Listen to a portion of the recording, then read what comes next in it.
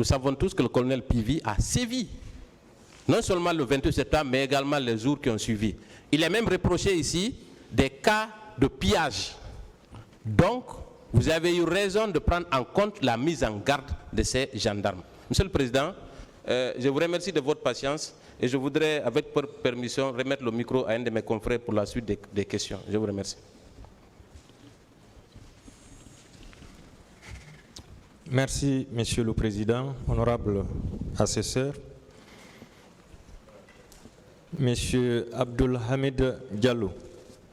Présent. Toute ma compassion. Merci.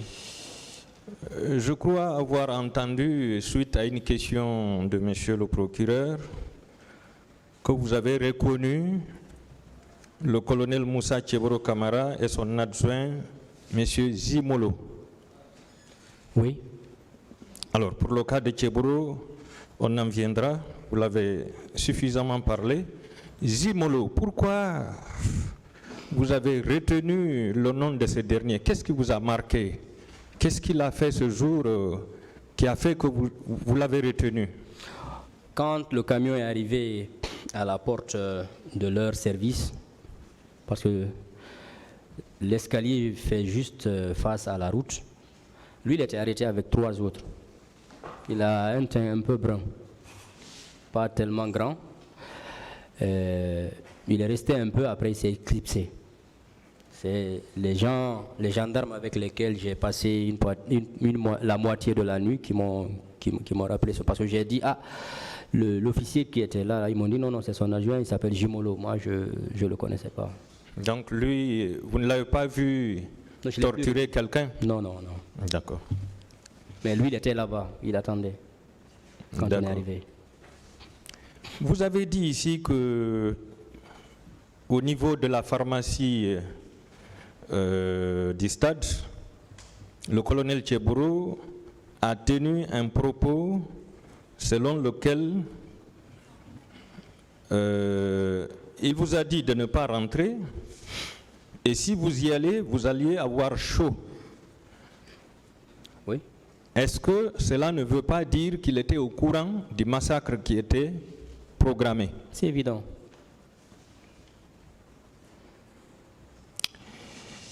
Vous avez dit également, sauf erreur de ma part, que ce sont des militaires en béret vert qui vous ont arrêté et qui vous ont conduit au camp. Oui.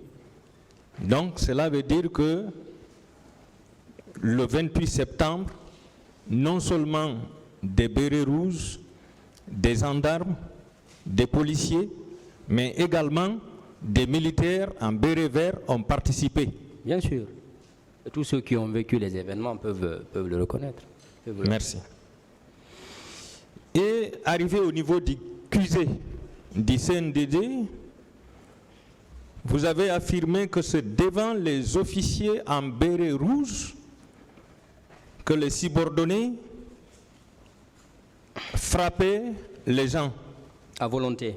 À volonté, tout en leur poignardant. Oui. D'accord. Alors, on vous a posé la question de savoir ici si vous aviez vu une vingtaine ou une trentaine de morts. Monsieur, asseyez-vous là où on vous indique. Messieurs, s'il vous plaît.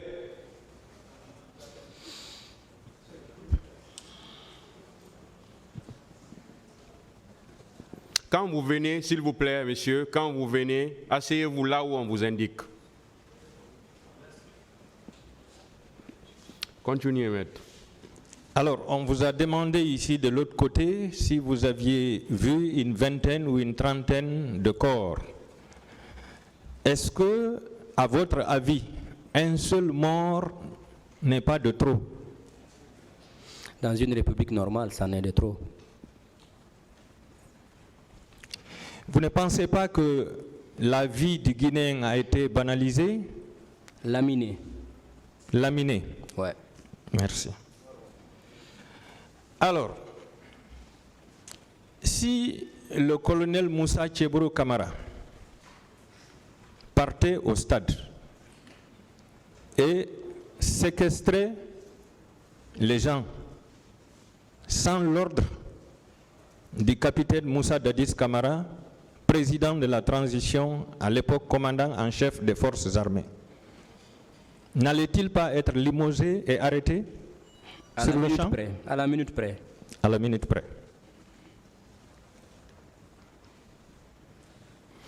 Vous avez parlé de 57 personnes détenues. Alors, au niveau du QG,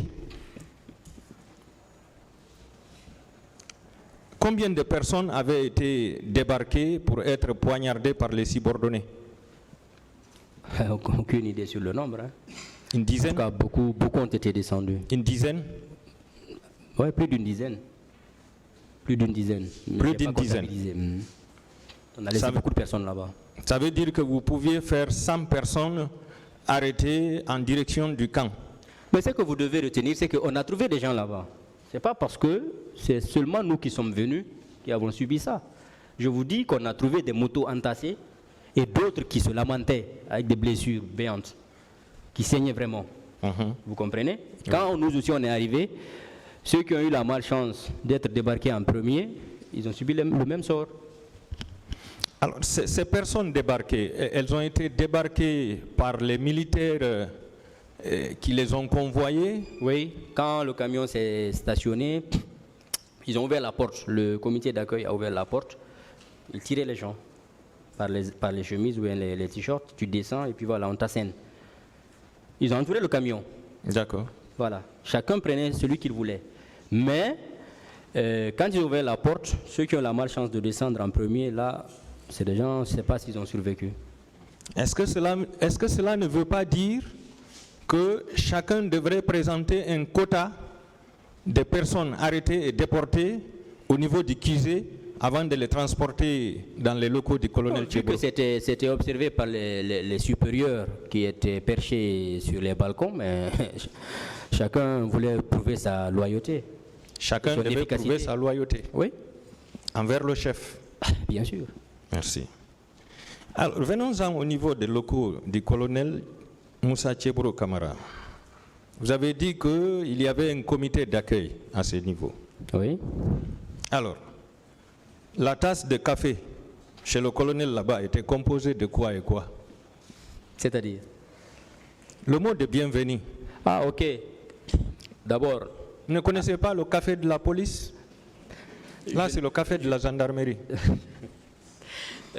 Quand le camion a stationné, on est descendu. Là, ils ne se sont pas acharnés sur le camion. On est tous descendus. Ils nous ont dit de rentrer. Maintenant, à la rentrée, juste à la porte, il y a des gens qui avaient des caoutchoucs noirs et des matraques qui frappaient les gens. C'est en ce moment qu'ils m'ont frappé sur mon épaule. J'ai même les traces ici. Là, ça m'a vraiment fait mal. On est rentré. Ça, c'était le premier comité d'accueil. C'était le bonjour. Oui. Maintenant, quand on est rentré, ils ont commencé à déshabiller les gens. Ils nous ont tous déshabillés, mais moi, j'ai gardé mes dessous. Les autres ont été déshabillés nus. Ils nous ont fait asseoir en rang. Quand tu t'assois, tu fais comme ça. Les mains sur la tête pour être en évidence, quoi. Ils nous ont mis en 4 rangées. Les gendarmes... les supérieurs, les officiers supérieurs gendarmes étaient assis au fond de la salle. Le comité de torture était de part et d'autre. Maintenant, on t'appelle par un dit Ousmane, tu te lèves, tu t'identifies. Directement, un comité te récupère, ils te font ce qu'ils veulent. Et voilà, on t'amène dans la cellule. Mais moi, qu'est-ce qui m'a permis de vivre tout ça et de voir tout ça? C'est quand l'officier m'a dit, écoutez, monsieur, quand vous êtes journaliste, passez par là. Je suis resté derrière lui et tout le monde a subi le même sort devant moi. Vous avez eu la chance. J'ai eu la chance. Sinon, je n'aurais pas tout vécu. Vous comprenez? C'est quand je suis resté derrière leur table, les trois, que j'ai pu voir la scène qui se passait. Et là, tout a été fait devant moi. Est-ce que c'est possible que certains aient reçu des coups sur les parties génitales? J'ai vu un chef de famille saigner par le rectum. Saigner? Ouais. Il était à jeun. S'il m'entend, peut-être qu'il va se rappeler. S'il est en vie, en tout cas. C'est horrible. Alors, Venons-en au niveau de l'indiscipline évoquée tout de suite par la défense. La question que je vous pose, si les auteurs de ce massacre avaient violé les consignes du commandant en chef des forces armées, est-ce qu'ils n'allaient pas les faire arrêter et juger pour indiscipline? Possible. C'était possible, non? Oui, possible. D'accord. Alors, lorsque le supérieur hiérarchique, je vais parler du commandant en chef des forces armées, garde le silence devant l'indiscipline du subordonné, est-ce que cela ne signifie pas sa complicité? C'est un motif d'encouragement au subordonné et de satisfaction du supérieur. Et de satisfaction. Du supérieur, oui. Est-ce que cela ne veut pas dire que le subordonné n'a fait que obéir à l'ordre qui lui a été donné? C'est évident. Merci. Est-ce que, en ce moment, les deux ne doivent pas être punis de la même peine? Bien sûr.